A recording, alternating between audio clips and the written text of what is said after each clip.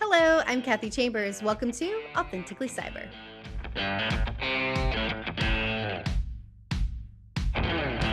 Starting your own company can be a little scary.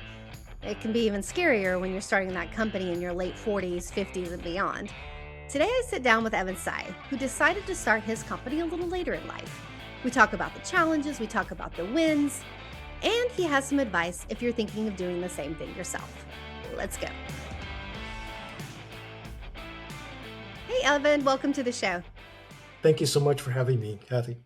It's great to have you here. Today, we're going to talk about starting a new career just a little bit later in life. And Evan, I will tell you that I wrote a newsletter. I don't remember when it was, maybe a month or so ago. And I titled it Starting Careers After 40. And the engagement I got on that post was quite impressive because a lot of people are contemplating that, considering that. And you Yes, yourself went through that. And that's why you're here today to kind of talk to us about that. Let's start there. Let's start about what you did, and then the transition into what you're doing now.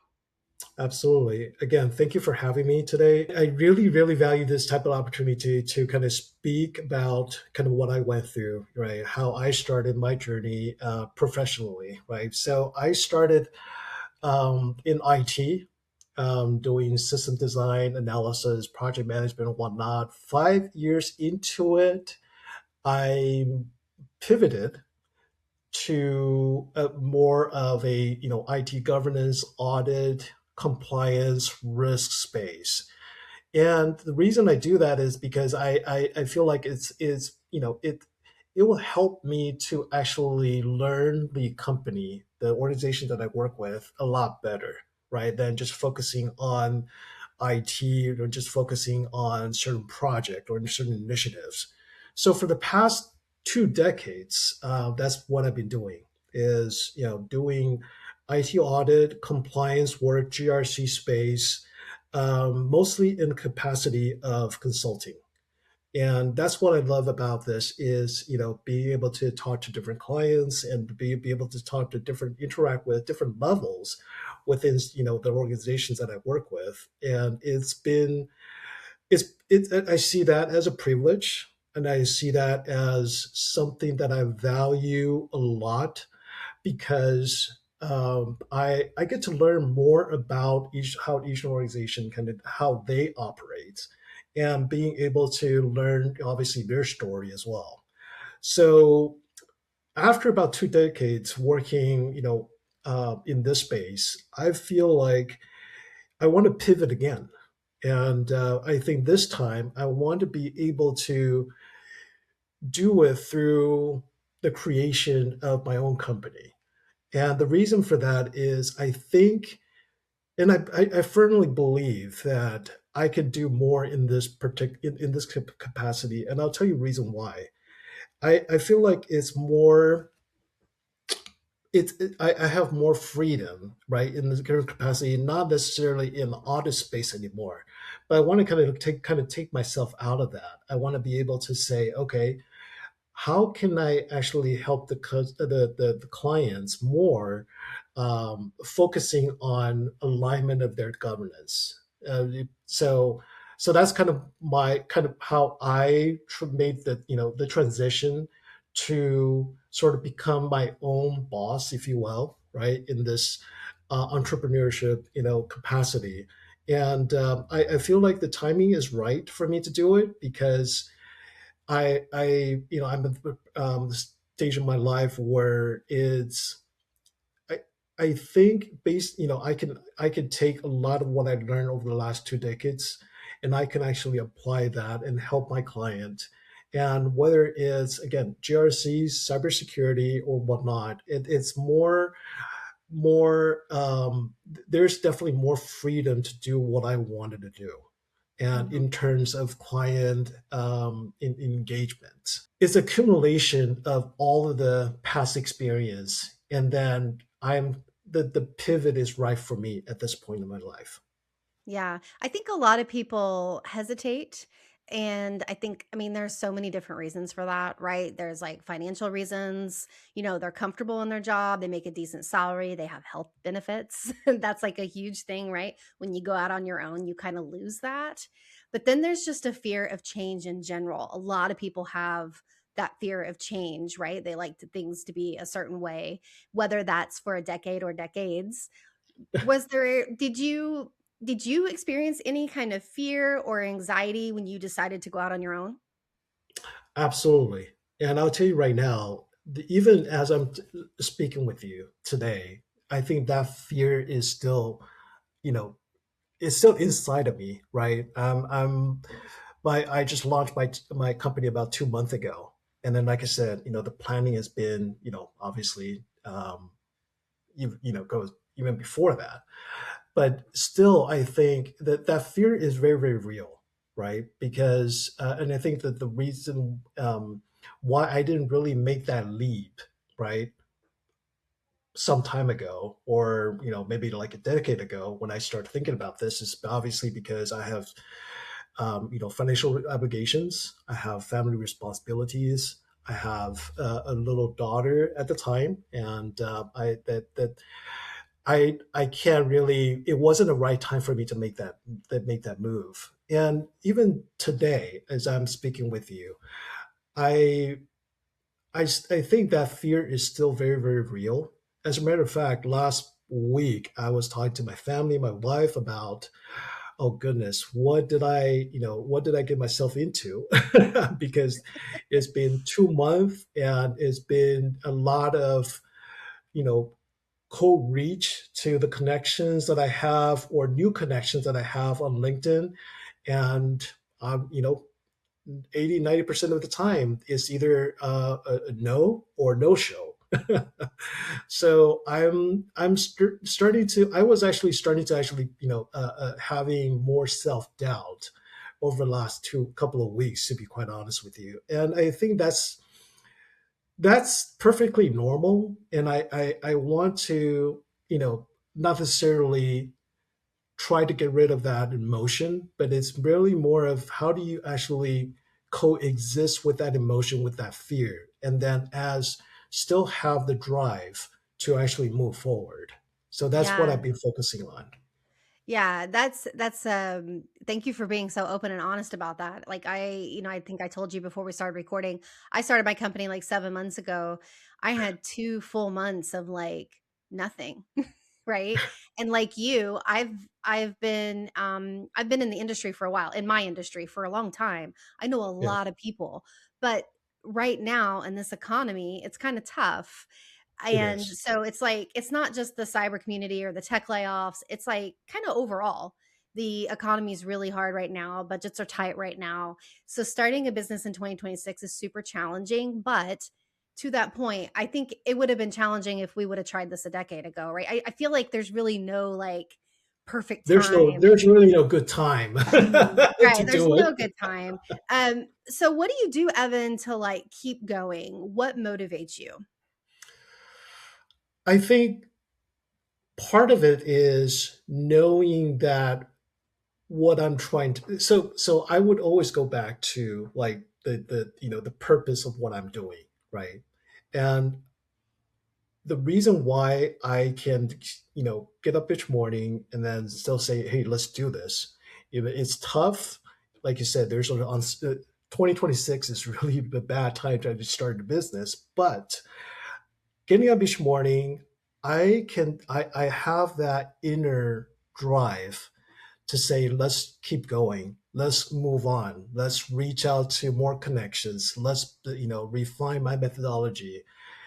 And let's, the reason for that is because I love what I do. I truly, and if maybe for the first time in my life, I can actually say that, without any, it's really from the bottom of my heart to say that I really, really, truly want believe in what I do and truly love what I do. And being creating a new company, obviously, is not easy. And there's going to be a lot of up and downs, and which is totally fine because I know at the end of the day, I know the value that I can bring to my client. I know this is something that I really truly I've wanted to do for the longest time in my life. And and that, being able to actually build something from the ground up. Yes, you're absolutely right. There might be days where I have like, oh, what am I thinking? Why am I doing this? What did I get myself into? There's always that, self-doubt. And there's still going to be, like I said, it's something that I recognize that I have to basically coexist with the self-doubt, the fear, the anxiety. But that going back to the purpose the the goal and that I'm trying to achieve is what's ultimately helping me getting past all of that and then keep things going. Yeah, you have to have the inner drive or you're not gonna make it. Like, Exactly, when you make exactly. the decision to start your own company, like, you have to really want it. And, that's why I tell people when they, like, get their PhDs, I'm like, "You have to really want that degree because there's just so many steps you have to take to get there." It's the same Yes, thing with starting a company. It's not easy. It's, like, literally starting on the ground floor. I mean, and Evan, for me, it was like I was starting all over again. Even though I had been doing this forever, it still feels like I'm back at stage 1. I'm starting all over. yes, yes. Yeah, yeah. And and it's that's actually, part of I guess, part of the drive is knowing that you have the ability to actually start over. Not many people can do that, and that's quite refreshing. And I always go back to that. Like, hey, you're actually in a really unique position right now to be able to do what you do. So embrace it, and like, just do it. Right. What has been, like, the most surprising or the most challenging thing since you started your company? I would say this. Um, I am an introvert by nature, and I really, if you talk to me about, any of this, or if you were to meet me, 20 years ago, I would not be able to do this at all.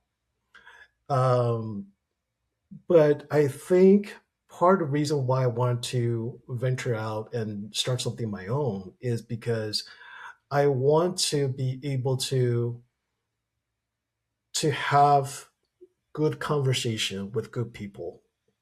And what's surprising, one thing the things that actually surprised me even, me the most, is how much I actually love talking to people, and not be shy anymore, and not to I'm not afraid of being vulnerable in front of people, and I can actually speak to, my experiences, my mistakes, my lesson learned, and I can basically not just have this conversation, but really to learn from the people that I talk to, and vice versa as well. So that's one thing that I really surprised me the most is if you actually talk to my friends and family, they'll tell you that no, the old Evan that I used to know, he can't do this. There's absolutely no way.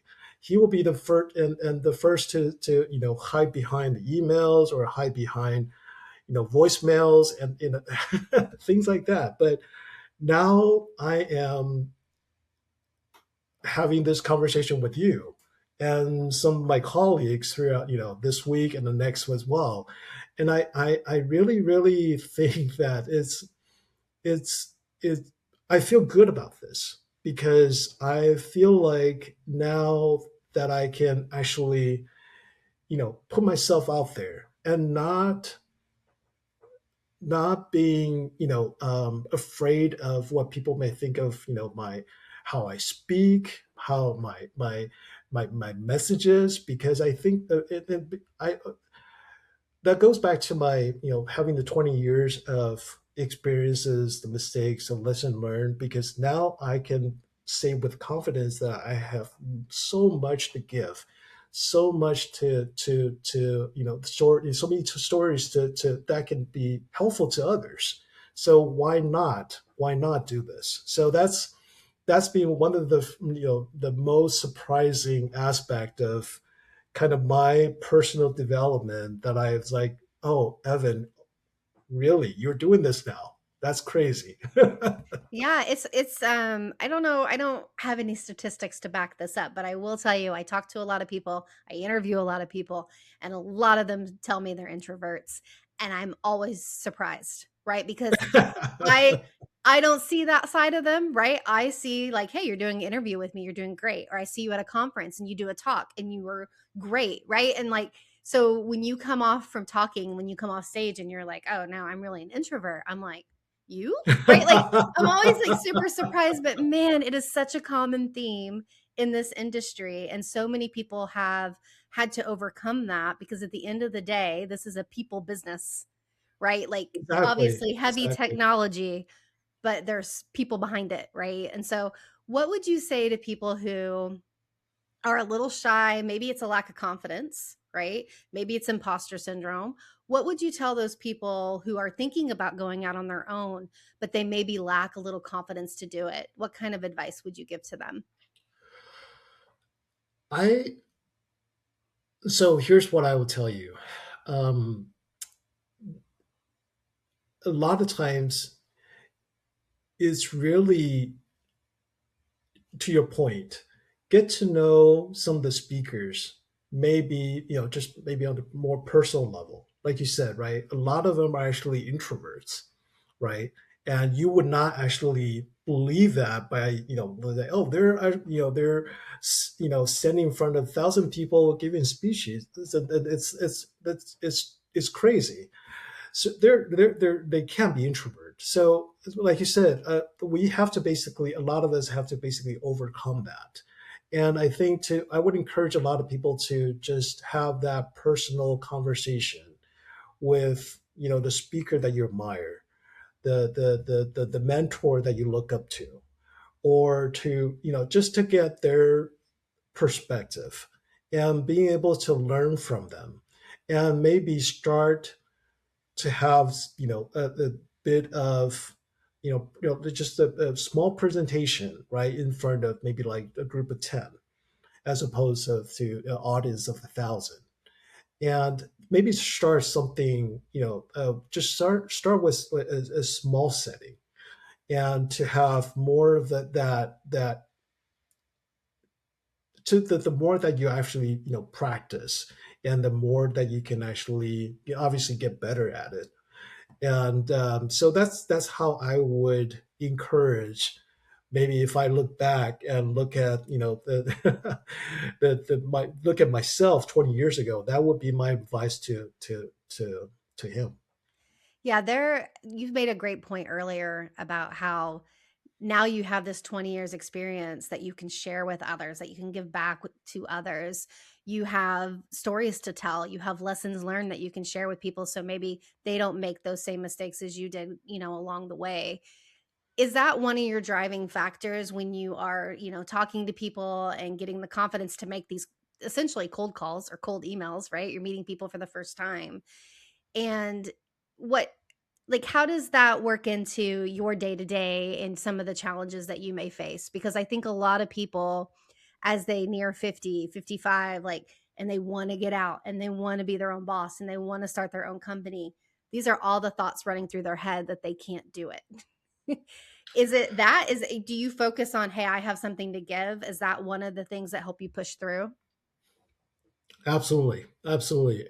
And again, I would go back to your earlier question about, how do you kind of overcome that fear of speaking in front of people? Because a lot of times, I think that fear comes from the fact that you might question yourself. Wait a second, I might not necessarily have what they need, so they're not going to be listening to me, at all, and they're going to look at sitting in the audience, looking up and go, what is this person doing up on stage, or in different type of settings.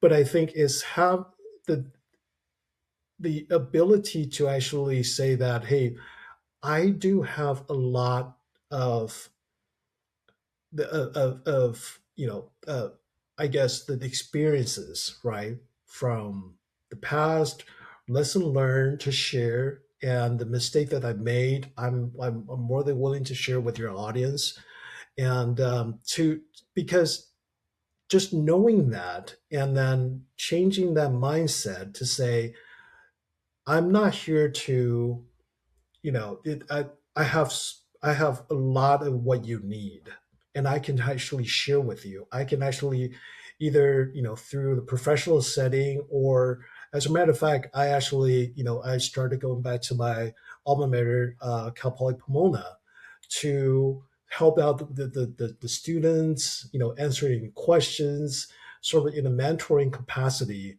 Um, you know, so I think having that exposure is going to help you realize that you have so much to tell others. Not necessarily tell others what to do, but to share your experience with others so that they can learn from your journey and then apply this, hopefully the same lessons, as they go through their own.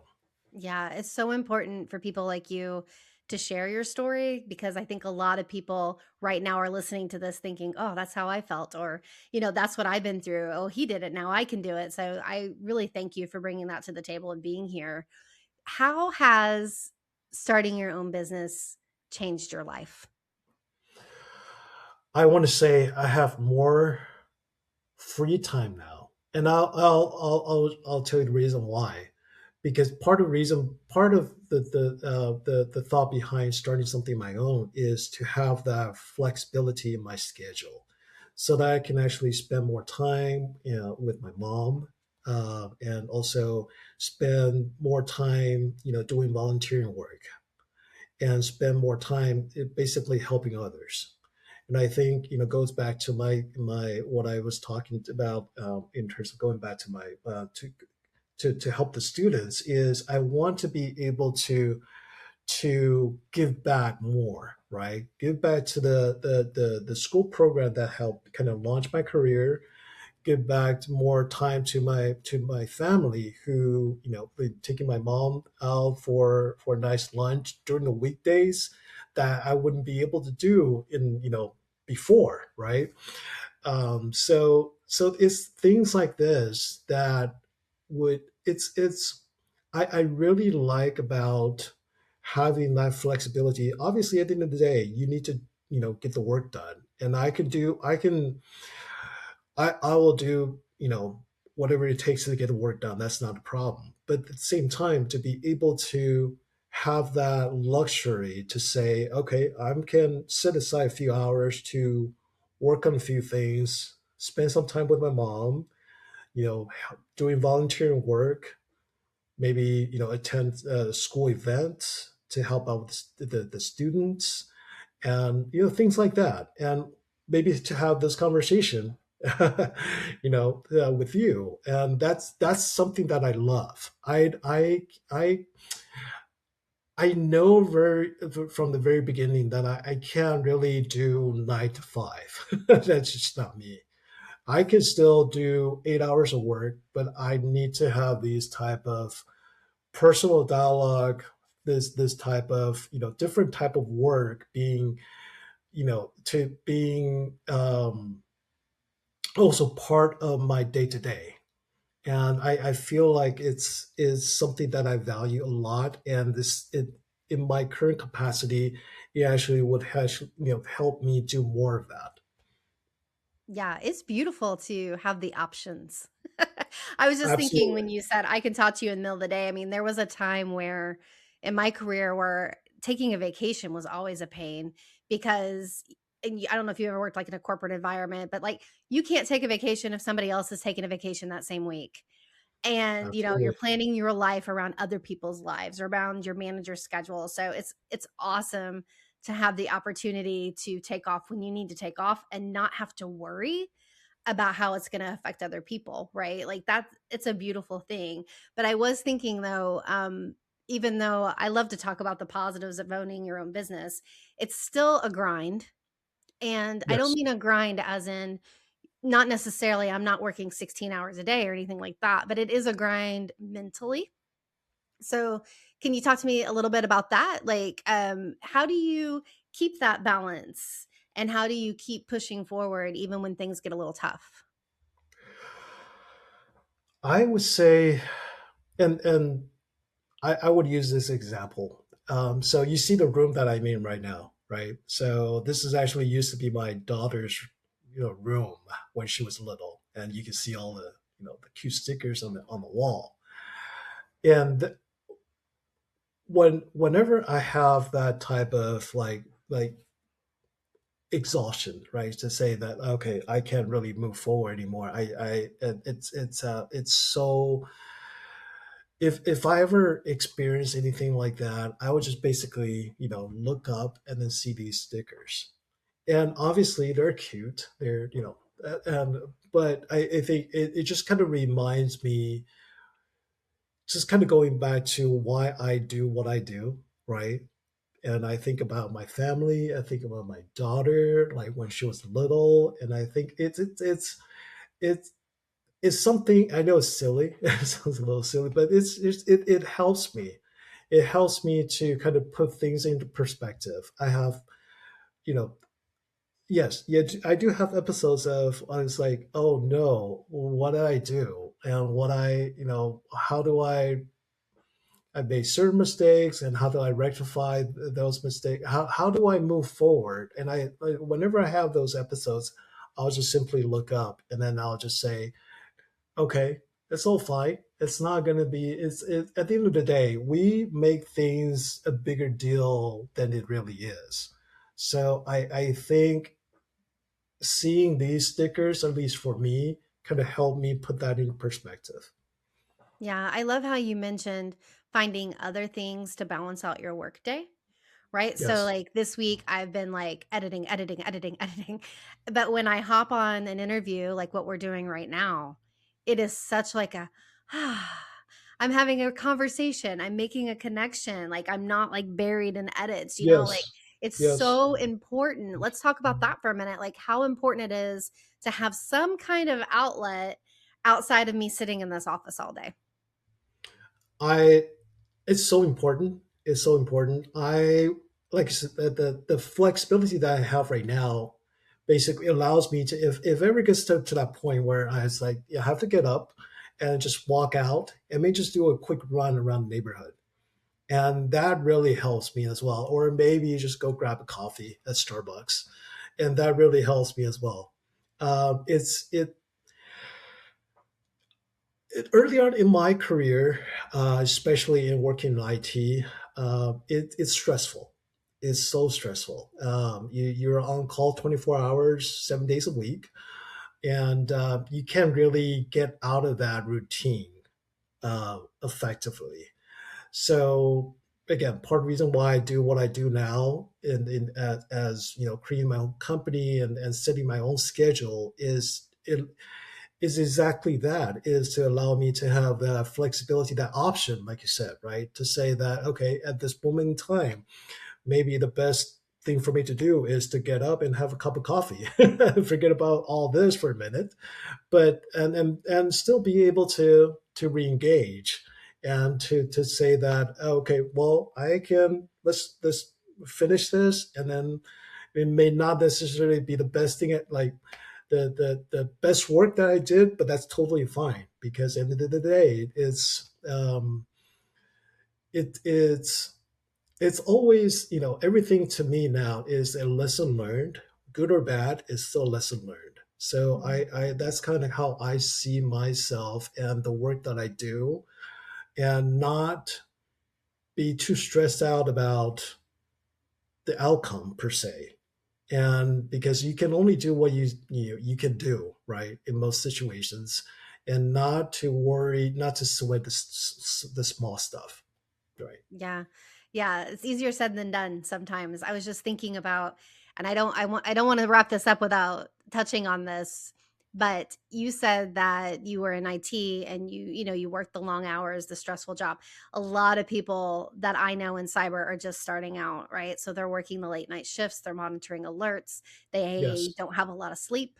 They're stressed out because now AI is in the picture and now they're having to learn AI on top of their daily jobs.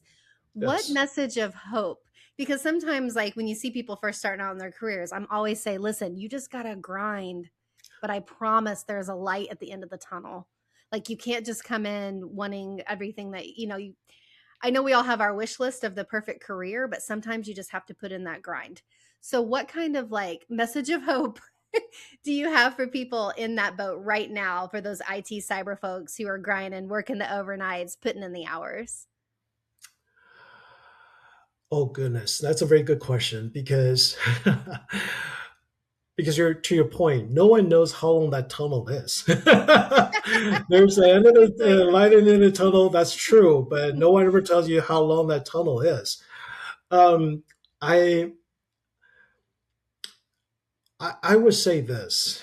Um, I would say is to to have that courage to, like you said, to actually in the middle of that grind, be able to actually remove yourself from that, whatever that is. The late nights, monitoring, security, activities at 2 a.m. in the morning, whatever that may be able to actually remove yourself from that, maybe just for half an hour. Just do whatever you wanted to do and then come back.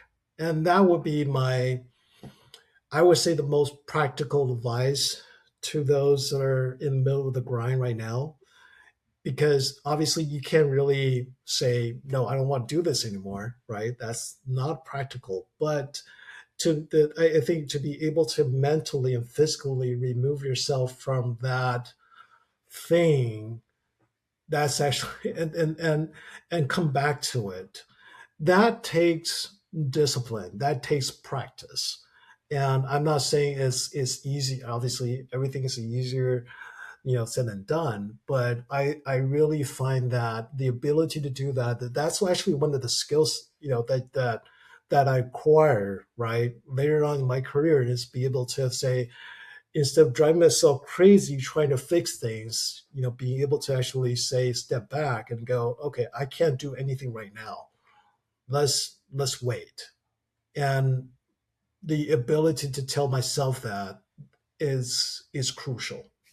Hmm. Do you have any final advice for people who are maybe, in their late 40s, 50s, maybe even, I mean, even above, who are thinking about starting their own company, who are afraid to take that leap? Any final advice for them? I would say you're I would say you're going to regret this one way or the other. So might as well take that step. Is because that's what I've been telling myself for the last 6 months. So I left my previous job in November last year and started something my own in March of this year. So this past 6 months has been a really valuable journey for me. A lot of you know self reflection and like really trying to understand where I am now and where I need to be 5, 10 years from now. So I would actually just say, if you don't really have a lot of financial obligation, family responsibility, obviously those would, in my opinion, those would still come first. Mm. But once that you have fulfilled those obligations, and I think it's I would say do it. I would say do it, and then because taking that step, once you take that step, things will start moving. Things will start, be everything will be being put in motion after you take that step. And it's still super scary, but it's not as bad as you might think.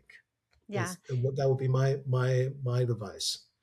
Before we say goodbye, I want to give you an opportunity to one, tell us a little bit about your company and then where people can find you.